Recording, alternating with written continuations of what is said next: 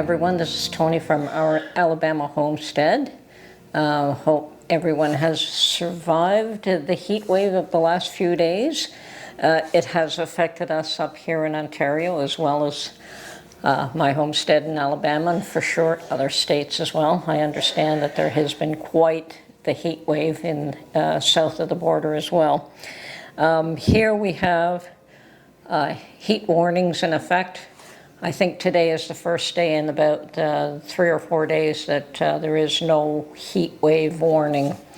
Although we're not physically at our Alabama homestead today, we do keep an eye on the place pretty much on a daily basis through the cameras that we've set up. And not really much going on. A lot of rain. I can't believe the amount of rain. I think that that area gets almost twice as much rain as what we get here in Ontario. So that is something I'm going to have to get accustomed to. I don't know if the extra heat or being near the Gulf tends to produce and encourage that much rain. I mean, here we have Lake Ontario, which also affects. And Buffalo gets the worst of it. They get lake effect snow in the winter, huge amounts of snow, whereas on this side, not as much. So, and yes, the bodies of water do tend to affect how much rain, how much precipitation an area does get. But lately, the last few days, it's been dry. Surprise, surprise. I don't know how many times I've turned it on and it's just pouring rain. And it makes me wonder how much of a cleanup job I'm going to have to do of broken limbs. I mean, just after being away 1 month when we returned, there were all kinds of broken limbs that I had to pick up and discard and get rid of, you know. So, yes, I know I'm going to have to do quite a yard cleanup when we get back. So, but other than that, not too much going on there. We have a new kitty, one that I haven't seen before, and this one is patches of black and white. So other than, I mean, most of the wildlife we've seen close to the house, which is where the cameras are pointed, are just cats and a raccoon. We saw a raccoon the other day. Mark's a skinny little raccoon. Around here they tend to be a whole lot bigger and fatter, and I suggested to him that perhaps the vicinity of many garbage cans in this area, you know, houses are a lot closer together. So that probably provides them with quite a food supply, and hopefully nobody else is feeding them. I mean, here we had an issue getting rid of them.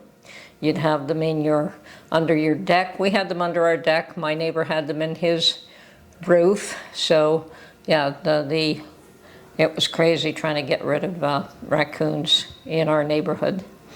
Fortunately, I don't have to deal with that anymore. I mean, we still have crazy wildlife for such a setting that is very acidified. I wasn't here last winter, but the winter before that, there were coyotes in front of our neighborhood, and haven't seen one at the homestead yet, fortunately. So, but I think the biggest thing we saw was a deer, and that was closer to where my the garage is and the pear tree. I think it was nibbling at the new shoots of the pear tree. So hopefully those critters will leave me some pears. We'll see. I may not get figs. I may get figs. It depends on if somebody will leave me some by the time we get back in the fall. But I'm sure that there'll be lots of other goodies that will be waiting for me, like the black walnuts and hickory nuts and perhaps some muscadine grapes. I'm sure that there are other things that I'll be searching for in the woods. And I am planting, before I left, I did plant some more stems of the fig trees. You know, there was a batch that I had started to root that I ended up giving to my friend from Mississippi when she came to visit us. She was just in love with my fig tree. I can't blame her, I am too.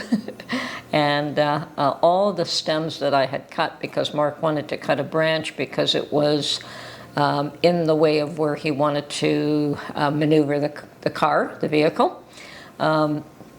So rather than just throwing it away, I did cut it into pieces and I started trying to root them. I gave her each and every single one of them, which there were probably about 20 of them. Just because she'd made such a big fuss about the fact that she had one and it got run over with a lawnmower.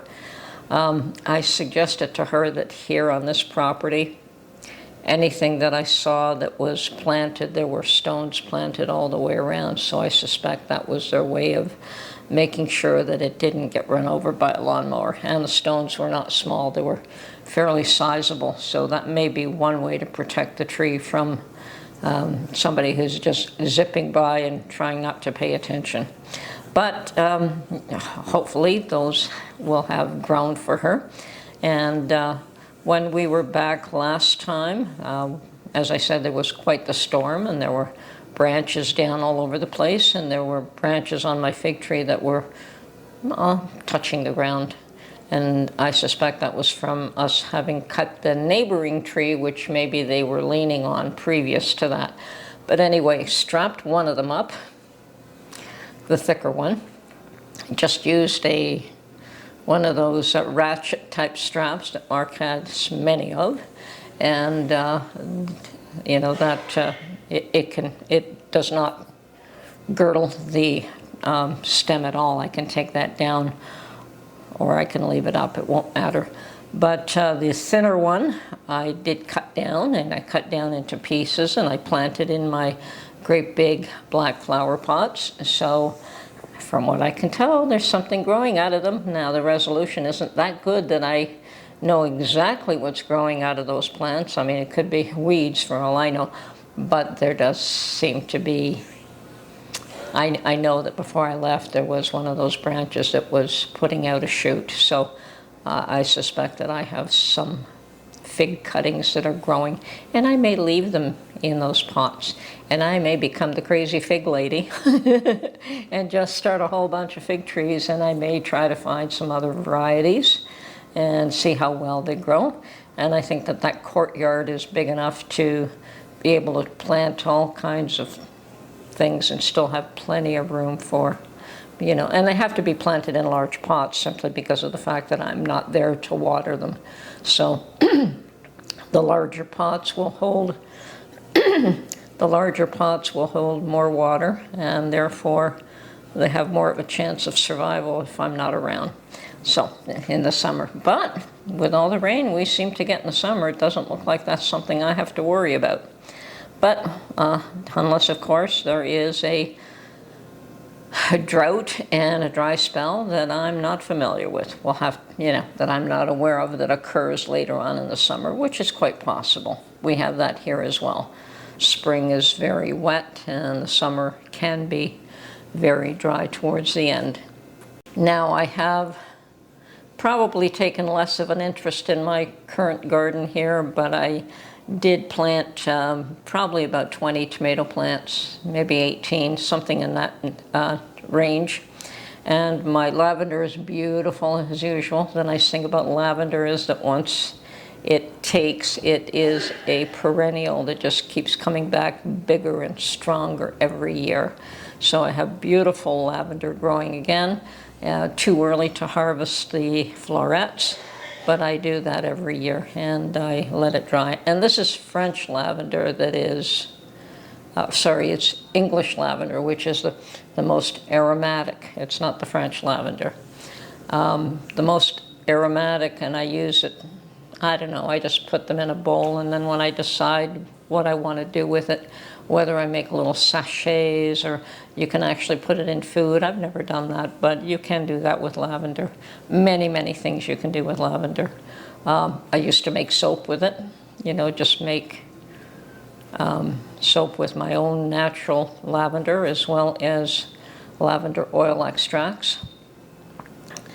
But that's about it. But I just like the beauty of it. I love the fact that It comes back every year, bigger and stronger.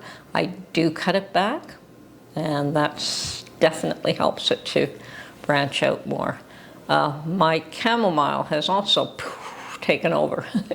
It has self-seeded, and this is the German chamomile, which is the kind that is long-stemmed, and you can make tea with it. And chamomile tea is very good for calming you. I remember my mother making me chamomile tea when I was a child, and I loved it. So I liked growing it, and yeah, you got to be careful where you put these things, because they just self-seed everywhere. But chamomile self-seeding isn't an issue. It's not a weed in my mind, so it's all good. I can pull up what I don't want and leave what I do. I also have horseradish, which is doing phenomenal. So I probably should dig some of the root up this year and make horseradish for Mark. I think I made him some about 2 years ago, maybe longer than that.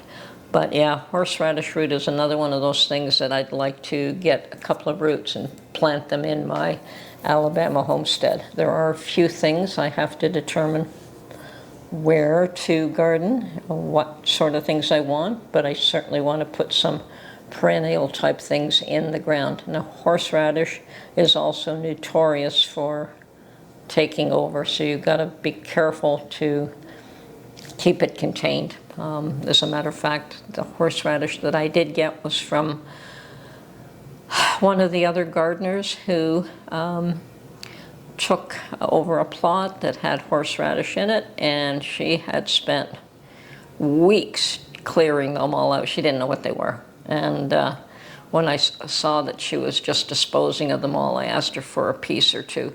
And I try to keep it contained myself, or at least to one small spot. Have to be careful with that. It will take over, but awesome to have. Make your own horseradish. It is something you've got to be careful making it outside, not indoors, because it's very pungent. But pretty awesome to have your own homemade horseradish. So yeah, I'd like to plant some of that. I'd like to plant some rhubarb if it'll grow. And I'm thinking, from what I've heard, that Alabama's climate might be a little bit too warm for rhubarb. So maybe an area that gets a little bit of a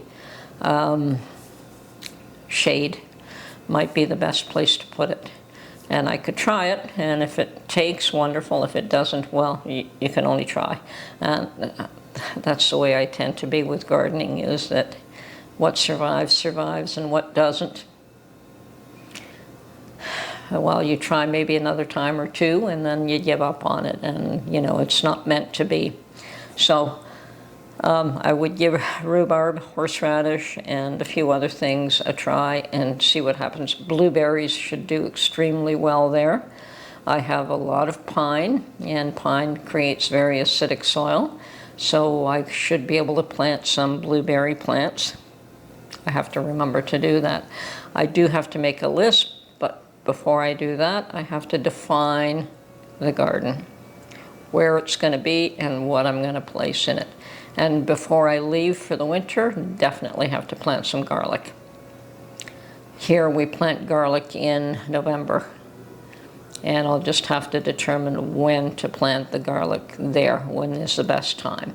But I'll figure that all out. But that is one thing I definitely have to get in the ground before I come back. But the issue is, where do I plant my garden? And I suspect that some of it will be close to my bay tree. Maybe the bay tree will be the center, and then I'll plant around it. I don't know. We'll see what happens there when I get back. You have to learn your land. You have to learn the ground. You have to learn what works where. And I've moved plants in the past, so until you have a good idea what to plant. Now, I have decided that I'm going to take a lot of fig cuttings and start a lot of fig trees. So we'll see what happens with that one. It doesn't matter if I'm totally surrounded with fig trees. I'm okay with that. So we'll see what happens there. Anyway, lots of fun, lots of ideas, can't wait to get back. Talk to you soon. Bye for now.